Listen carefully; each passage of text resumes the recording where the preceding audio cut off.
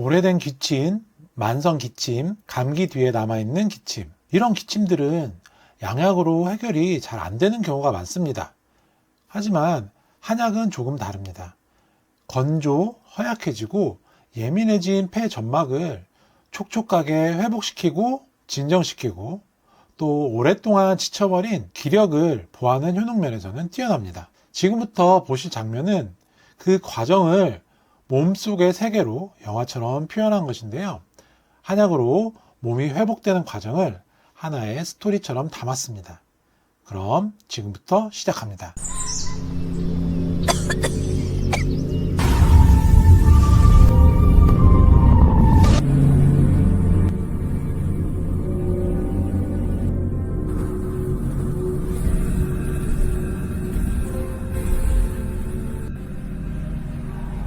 나는 너로부터 태어났다.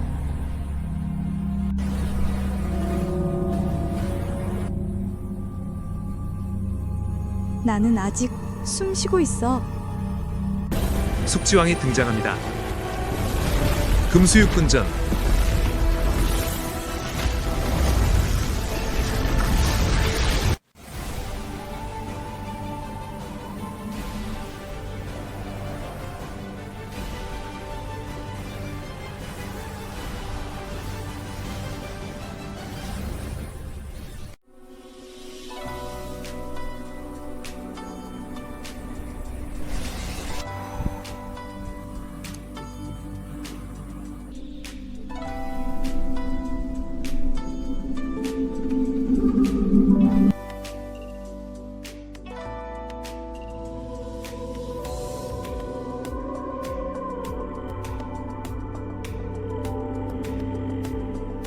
안녕하세요. 쉬운 한약, 한약사 광남원입니다.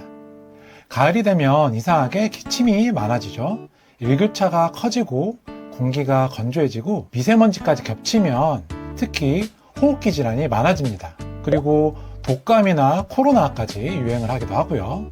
그렇게 되면 감기 때문에 기침을 하기도 하고 기침이 또 몇 주씩 이어지기도 하고 감기는 끝났는데 기침만 남아서 고생하시는 분들이 정말 많습니다. 저도 그랬습니다. 제가 대학생 때 2달이 넘도록 기침이 멈지 않는 거예요. 잠들면 기침하고 또 얼굴이 벌개지도록 연속적으로 기침을 하고 이게 갈비뼈가 부러진 게 아닐까 싶을 정도로 심하게 기침을 했었던 때가 있었습니다. 약국에서 약을 사다 먹어도 잠깐 그때뿐이고 도저히 나아지질 않던 그때 저희 아버지께서 금산에서 한약업을 30년 넘게 하고 계신데요. 제가 기침이 2달이 넘도록 낫질 않는다 라고 말씀했더니 이거 한번 먹어봐 하면서 택배를 보내주셨거든요. 저도 반신반의하면서 그 한 포를 마셨는데 몸에서 뭔가 사르르 녹는 듯한 느낌, 뭐가 이렇게 쭉 내려가는 느낌, 정말 평상시에 느끼지 못했던 그런 느낌을 받았습니다.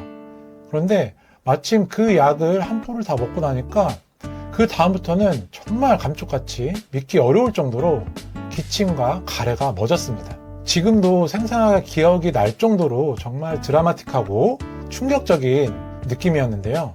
오늘 제가 그때 먹었던 약은 무엇이고 어떠한 원리로 저에게 도움을 주었는지, 보통 한약은 느리다고 천천히 효과가 난다고 하는데 이렇게 빠르게 효과가 날 수도 있는지에 관하여 이야기를 한번 해보려고 합니다. 바로 시작하도록 하겠습니다. 오늘은 오래된 기침 가래에 쓰는 처방 이야기를 아주 간단히 예고편 정도로만 들려드리려고 합니다. 2가지를 말씀드릴 건데요. 첫 번째는 한약은 정말 느린지에 대한 제 생각과 두 번째는 금수육군전의 처방 이름에 담긴 이야기입니다. 한약 정말 느릴까요? 많은 분들이 한약은 오래 먹어야 한다, 효과가 느리다 이렇게 이야기하시죠. 그런데 저는 꼭 그렇지만은 않다고 생각합니다. 실제로는 양약보다 더 빠르게 작용하는 경우도 꽤 많이 경험하게 되거든요. 우리가 흔히 떠올리는 한약은 대부분 보약입니다. 실제 한약은 보약만 있는 것이 아니고 땀을 내주는 약, 열을 내려주는 약, 속을 따뜻하게 해주고 정신을 안정시키는 등 여러 가지 용도의 한약이 있지만 보통 한약하면 보약을 떠올리곤 합니다. 보약은 부족한 부분을 채워주는 약이니까 시간이 걸리고 부드럽고 천천히 작용하는 약재들이 주로 사용됩니다. 따라서 효과가 천천히 느리게 날 수가 있겠죠. 그리고 대부분 한약을 찾는 타이밍이 이미 병원이나 약국을 오래 돌고 돌다가 증상이 만성화된 이후에 체력이 바닥나 있고 만성 염증화가 되어 있는 경우, 기능이 떨어져 있는 경우에 찾는 경우가 많아서 당연히 회복에도 시간이 걸리는 경우가 많습니다. 그런데요, 정확한 진단에 딱 맞는 치료약을 먹거나 질환 처방에 따라서 놀랄 만큼 빠르게 작용하는 경우들이 있습니다. 특히 옛날의 처방들을 고방이라고 하는데요, 약재 수도 적고 명확한 타겟팅에 날카롭게 작용하는 경우가 많습니다. 한약을 보면 가끔 이런 오해를 하시는 분들이 있습니다. 몸에 좋은 것 이것저것 많이 넣으면 더 좋지 않나요? 하지만 실제로는 꼭 그렇지 않습니다.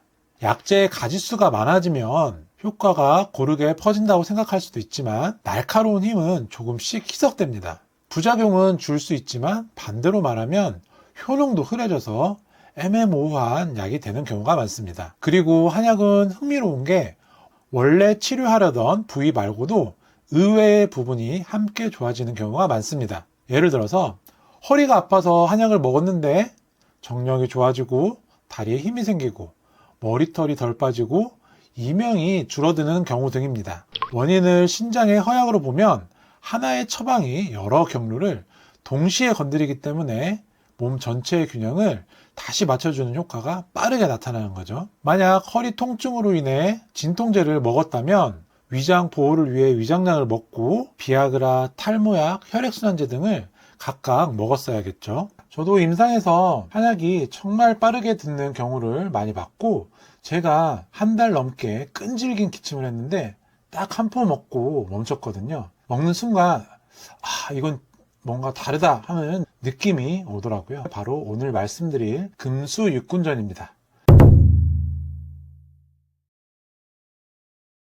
이 이름 안에 이미 답이 숨어 있습니다. 한의학에서는 자연의 원리를 5가지로 분류해서 비슷한 속성끼리 묶어서 생각을 했는데 이것이 바로 오행이죠. 음양 오행할 때의 오행입니다. 나무, 불, 흙, 금속, 물, 목화, 토금수입니다. 그 중에서 금수육군전의 금은 차갑고 서늘한 금속을 뜻합니다. 계절적으로는 가을이고 하루 중에는 저녁을 뜻합니다. 무언가를 정리하고 수확하는 시간입니다. 가을은 건조하죠. 특히 호흡기 건강에 유의해야 하는데 인체에서는 폐와 대장, 피부를 뜻하고 코를 통해 폐의 건강 상태를 알 수 있습니다. 마치 눈을 보면 간의 상태를 알 수 있다고 이야기하는 것과 같습니다. 외부로부터 나쁜 기운은 바깥에서 피부나 호흡기 등을 통해서 침범하기 때문에 폐는 면역력과도 관계가 깊습니다. 금을 대표하는 색은 백색, 흰색인데 무, 도라지, 배 같은 흰색 음식이 폐에 좋다는 말 들어보셨죠? 그리고 금에 해당하는 감정은 우울, 슬픔입니다. 남자들 보면 가을 탄다 이런 말 많이 하는데 다 이유가 있는 거겠죠.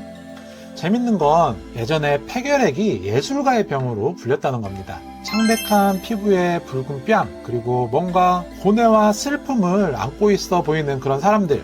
멀리는 쇼팽부터 우리나라의 이상이나 문학작품 소나기의 소녀까지 이 병양미랄까요? 그 바이브를 예술가들은 사랑했던 것 같습니다. 수는 차가운 물입니다. 겨울이고 어두운 깊은 밤이며 깊은 바다입니다. 언뜻 보면 생명이 멈춘 것 같죠? 하지만 그 깊은 곳에는 다음 봄을 기다리는 생명의 씨앗이 감추어져 있습니다. 인체에서는 신장과 방광을 나타내는데 신장은 생명의 근원이 되는 장기로서 인체의 생장, 발육, 생식, 노화 등 회춘 및 건강 장수의 핵심 장기로 보고 있습니다. 신장의 건강은 귀와 모발을 통해 알 수 있고 수에 해당하는 색은 검은색입니다. 검은 콩, 검은 깨 이런 블랙푸드가 탈모에 좋다는 이야기 많이 들어보셨을 겁니다. 그리고 귀도 위치나 모양을 보고 건강을 이야기하는데 귀가 크면 신장이 커서 나쁜 기운으로부터 공격받기가 쉽다고 봅니다. 신장이 약하면 허리, 어깨, 등이 쑤시고 결리고 등이 굽기도 합니다. 뒤쪽에서 이 이야기는 자세히 할 기회가 있겠습니다. 정리하자면 금수육군전에서 금수라 하면 폐와 신장을 말하고 육군전은 숙지왕, 당귀, 바나, 진피, 복령, 감초를 생강과 함께 다려먹는 처방이라는 뜻입니다. 그래서 주로 가래가 있는 기침에 효과가 좋습니다. 오늘은 여기까지고 다음 영상에서는 폐와 신장의 관계부터 담이 뭔지 그리고 각각의 금수육군전 약재 하나하나가 몸에서 어떻게 작용하는지 조금 전문적이고 심화 과정으로 찾아뵙도록 하겠습니다. 구독과 좋아요 꼭 부탁드리고 영상 시청해주셔서 진심으로 감사합니다.